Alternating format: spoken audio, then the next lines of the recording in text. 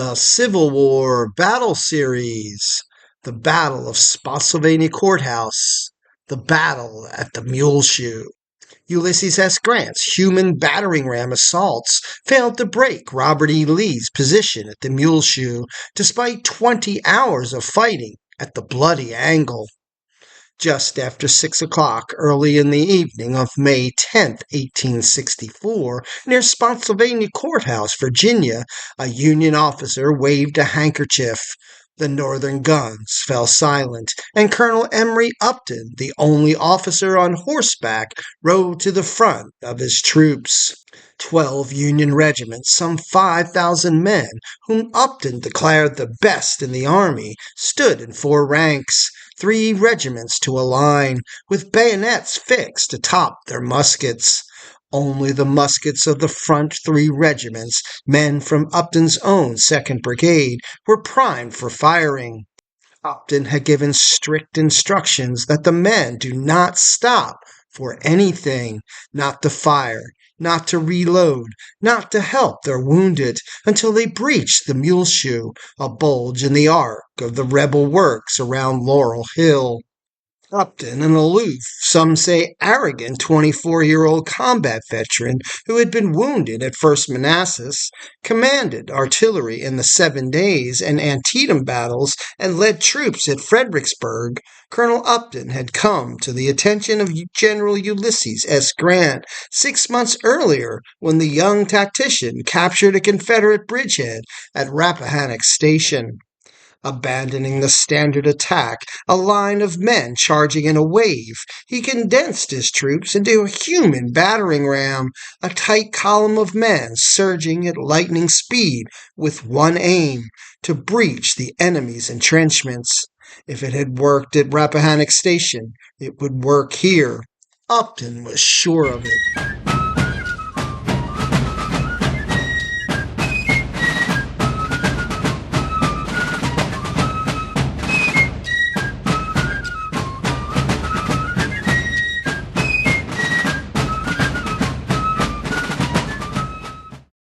Grant needed something to work at this juncture. Exactly 2 months had passed since the hero of the Western Theater arrived in the East to assume the post of commanding general of all Union armies.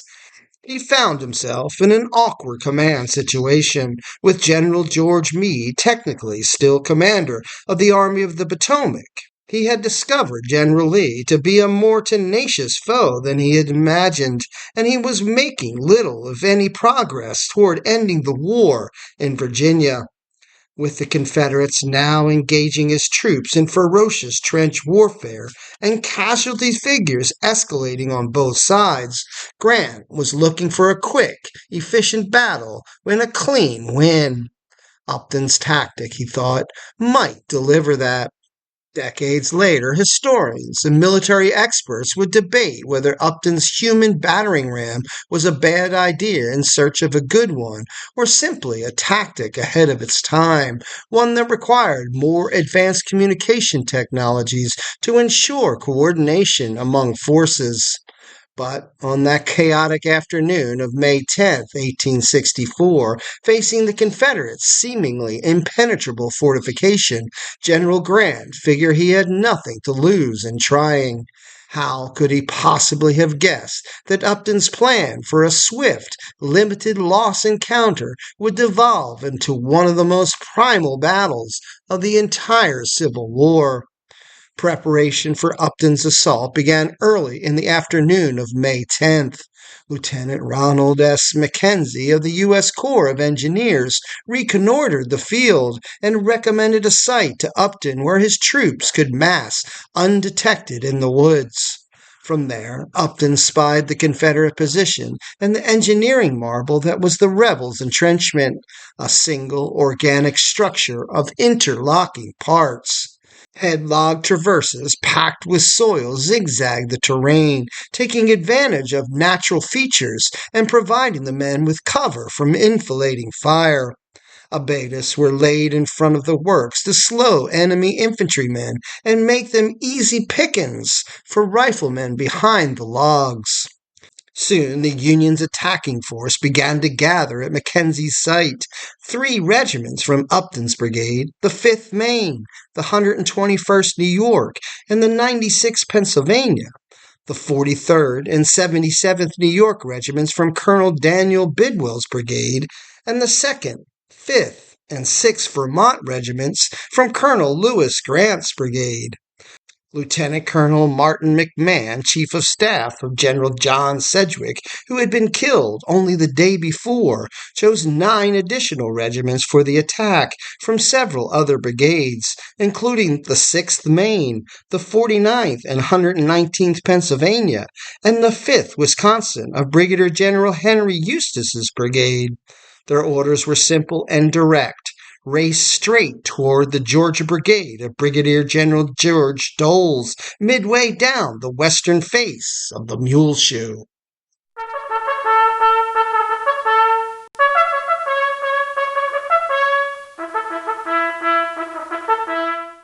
Generals Grant and Meade had originally planned to conduct coordinated assaults along the whole Confederate line around 5 p.m. Meade reported that the enemy was pressed along the entire front, but he neglected to mention that the rebels' offensive had been utterly uncoordinated. The attacks broke down completely by mid-afternoon when the 5th Corps commander, Major General Gouverneur Warren, was given permission by both Grant and Meade to attack the high ground, Laurel Hill, around 3:45 p.m.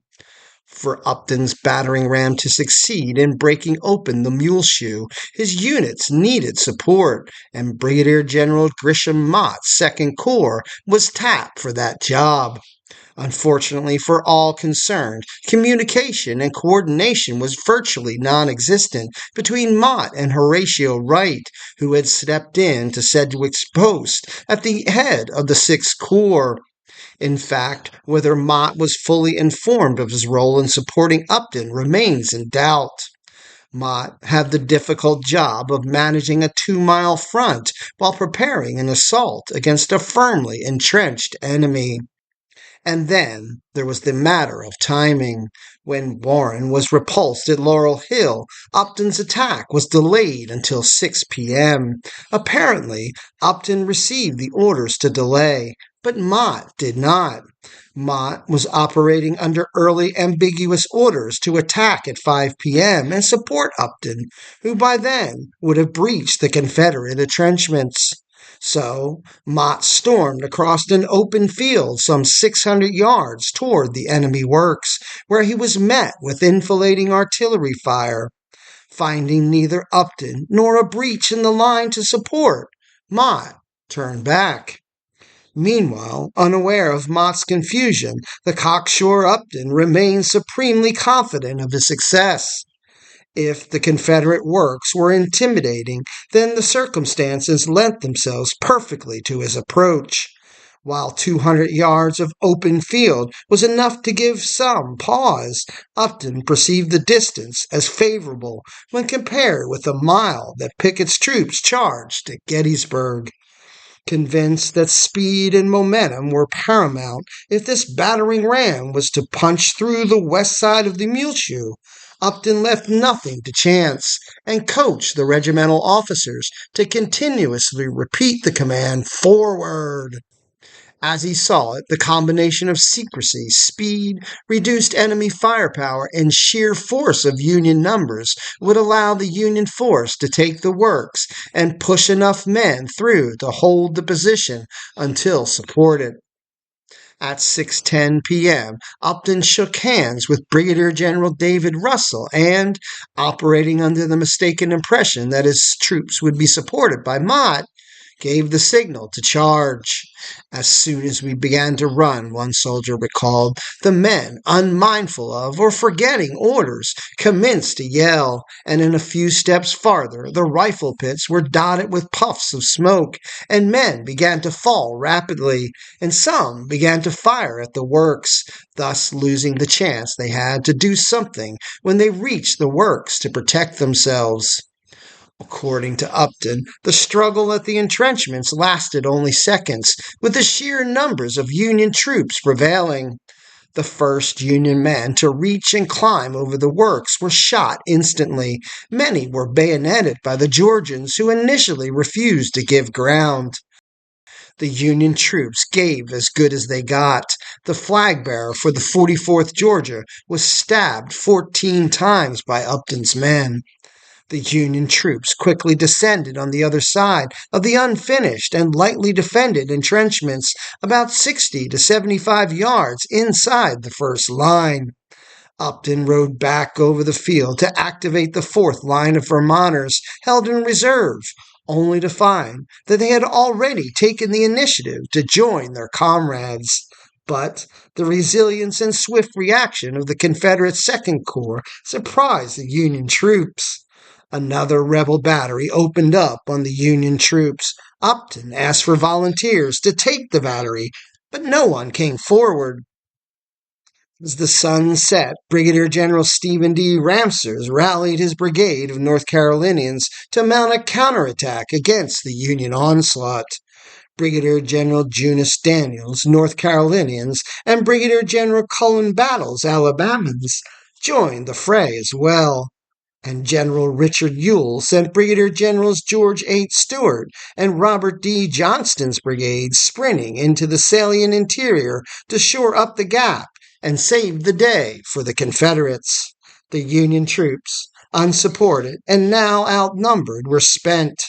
By the end of the fighting, all 12 of the regiments had fought inside or near the salient and had become so intertwined that they were under no one's control, each man fighting for himself. The implosion of the charge being lost, nothing remained but to hold the ground. Our position was 3/4 of a mile in advance of the army, and without prospect of support was untenable. General Wright did not have the intestinal fortitude nor the military faculty to snatch victory from defeat. Upton rode back to the edge of the woods and was granted permission by General Russell to retreat.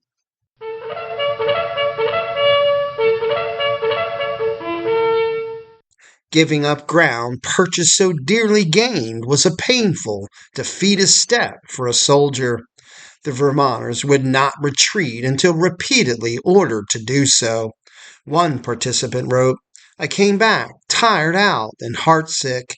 I sat down in the woods, and as I thought of the desolation and misery around me, my feelings overcame me, and I cried like a child." Union losses were significant, about 1,000 casualties. Union troops captured between 1,000 and 1,200 prisoners who had been surprised and overtaken by the spirited Federals. Upton's inability to hold the position did not detract from the tactical success of the attack. His job was to create a breach in the Confederate lines, not to hold the breach indefinitely. With proper support from Mott, the breach created by Upton's troops could have been exploited, paving the way for the potential destruction of Lee's army. But blame for the failure lay not with Mott, but clearly at the feet of Meade and Grant, who recalled in his memoirs, "Upton had gained an important advantage, but a lack in others of the spirit and dash possessed by him lost it to us. I conferred the rank of Brigadier General upon Upton on the spot, and this act was confirmed by the President." Upton's gambit was so clearly a success on May 10th that Grant decided it was worth trying again 2 days later with 4 times the force and far superior coordination. On May 12th, General Grant ordered 2nd Corps Commander Major General Winfield S. Hancock to lead the attack on the Muleshoe, this time from the north near its tip, where, in theory, it should have been the most vulnerable. A heavy rain fell as Hancock lined up his divisions, realizing that he and his commanders had only a vague idea of how strong the Confederates were at the expected point of attack, or even what ground in front of the north side of the Muleshoe was like. No reconnaissance had been possible because a ridge had blocked the view of Hancock's staff officers.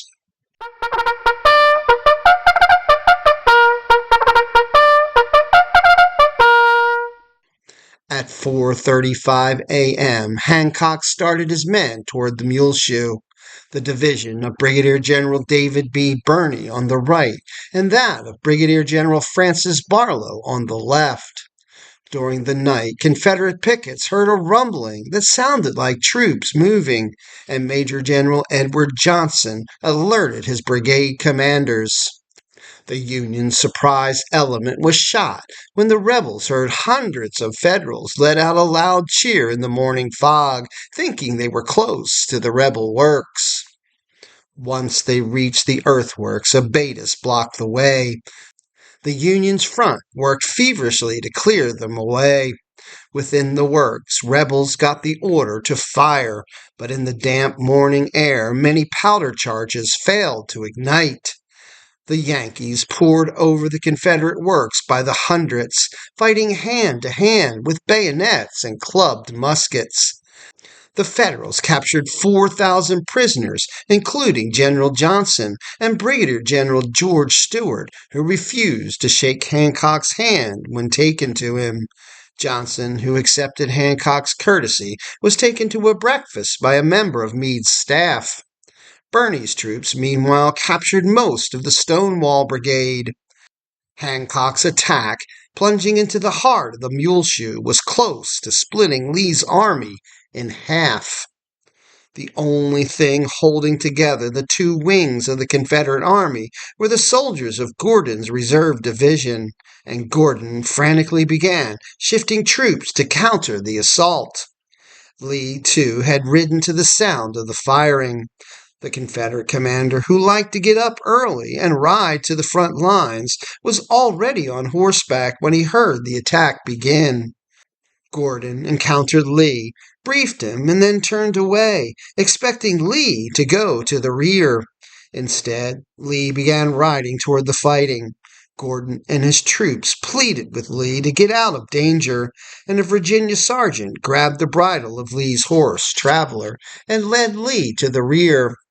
Gordon then raced to organize brigade-sized counterattacks. Hancock now faced a replay of Upton's problem from 2 days earlier. Hancock's Second Corps had smashed through the Confederate entrenchments, but in the confined space, his units got all tangled up. Gordon's counterattack slammed into the confused Federals and began pushing them back toward the eastern side of the Muleshoe.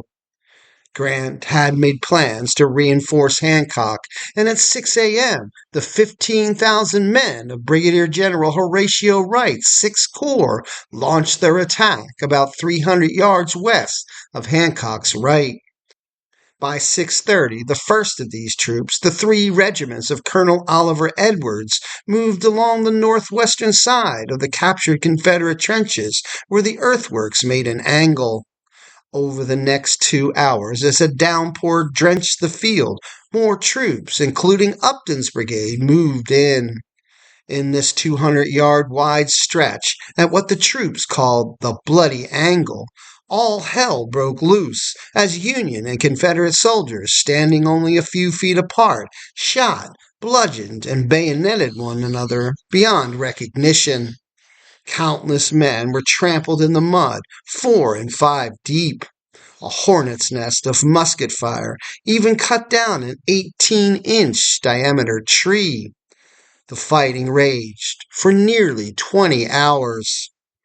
With 2 of his 4 corps furiously engaged, Grant counted on the support from his other 2 corps to win the battle.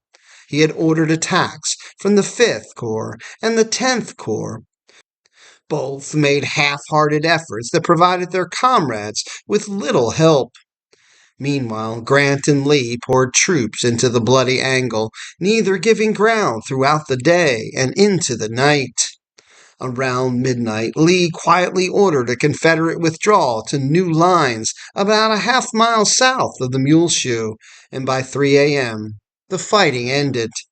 Exhausted soldiers on both sides lay down in the mud and slept. Surviving participants attempted to describe in letters, diaries, and memoirs the hellish intensity of that day. Many noted that it was beyond words, or, as one put it, Nothing can describe the confusion, the savage, blood-curdling yells, the murderous faces, the awful curses, and the grisly horror of the melee. Some men claim to have fired as many as 400 rounds that day. May 12th was the most intense day of fighting during the battle, with Union casualties of about 9,000, Confederate 8,000. The Confederate loss includes about 3,000 prisoners captured in the Mule Shoe. It's your history. Learn it, know it, and love it.